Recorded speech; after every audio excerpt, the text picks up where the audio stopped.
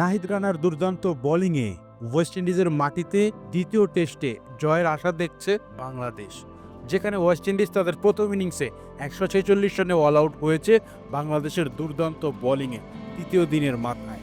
যেখানে বাংলাদেশ 164 রান করেছিল তাদের প্রথম ইনিংসে, সেখানে ওয়েস্ট ইন্ডিজ বাংলাদেশ থেকে 18 রান পিছিয়ে থেকে তাদের প্রথম ইনিংসে অল আউট হয়েছে। তারপর বাংলাদেশ দ্বিতীয় ইনিংসে ব্যাটিং করতে নামে দুর্দান্ত ব্যাটিংয়ে 193 রান নেয় 5 উইকেটে, যেখানে সাদমান ইসলামের 46, শাহাদাত হোসেনের 28, মেহেদি মিরাজের 42 রান ও লিটন দাসের 25 রান।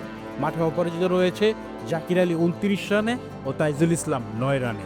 এ দুজন থেকে অল্প কিছু রান যদি আসলেই বাংলাদেশ ভালো একটা লক্ষ্যমাত্রা ছুড়ে দিতে পারবে এই পিচে ওয়েস্ট ইন্ডিজের বিপক্ষে।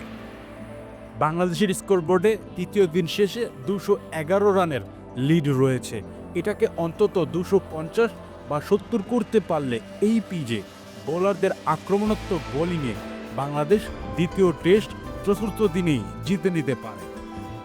এখন দেখার বিষয় এই সুযোগটা বাংলাদেশের বোলার ও ব্যাটাররা নিবে কিনা।